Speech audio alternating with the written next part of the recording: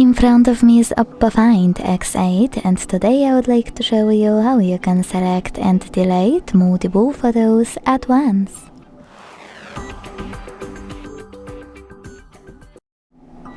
All you need to do is find Photos app and click on it.